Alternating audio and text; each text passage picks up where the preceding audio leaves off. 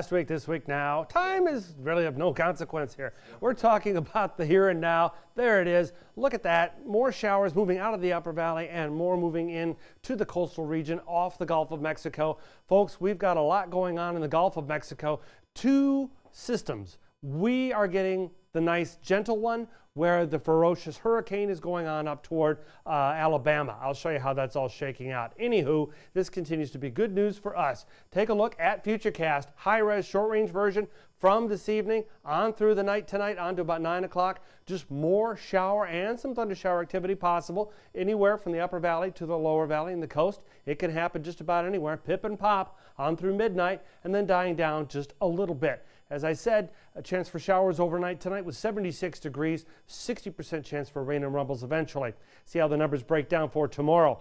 80 to 85 on through noon, and then near 90 by afternoon. By 3 o'clock, 89, 86 degrees by 6 o'clock. But the story here is that this tropical trough is basically offshore. Here we are back here. And then you go off over the water, and you've got that tropical trough that's really introducing energy and moisture on into the valley, and that's fuel and a spark for showers and thunder showers. Watch the clock on through tomorrow morning and then on through the afternoon. It's doing its job. It's keeping us with a chance for showers and thunder showers. Now, some of those thunder showers could produce heavy downpours, so we're still keeping you sort of on edge to be on the lookout for any water-covered roads as well we go into Wednesday afternoon, and that's the truth. So again, heavy downpour is still possible. Street flooding, that's always a result of a heavy, quick downpour. And you know the usual suspects, that county road, the intersection in town, or the road near the highway that always floods with the frontage road. So again, watch out for all of those. And lots of lightning can happen with all of this as well. Now, severe threat,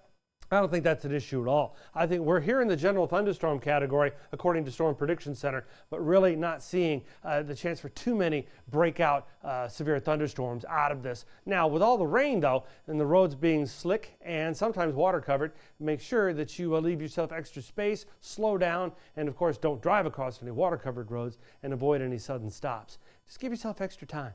Take a look at the next couple of days. We could see anywhere from 1/4 of an inch in spots to more than an inch in some spots. I know it's not very uniform. It's kind of a hodgepodge of numbers here, but it gives you an idea that we'll have, you know, kind of a hem and haw seesaw effect there, as we'll have more rain on one side of the valley than the other. Then it'll kind of flip around as we get to the end of the week. Look and see our chance for rain tomorrow, 60%, goes down a bit, comes back for Friday, and then ticks down in for the weekend. It's at least something for, well, to put a dent in the rain deficit from McAllen, but Harlingen and Brownsville right now ahead for the month so far. So this is good news two ways. A, we're not so far ahead that we can't absorb a little more rain, yay, and we're behind at McAllen, and we need a little rain. Bring it on. So that's good news. So we don't have to worry about it except for the street flooding potential. Tropical update, it's so busy out there. We've got tons going on, a 50% chance for this thing to become the next W storm, and that's it. We're out of names. No more names in the hat to pull out. We have to go to the Greek alphabet after that. So you're going to start to hear about Storm Alpha and so on and so forth. But anyway, tons going on. Most of this stuff is not for us. Most of this will end up in the Atlantic.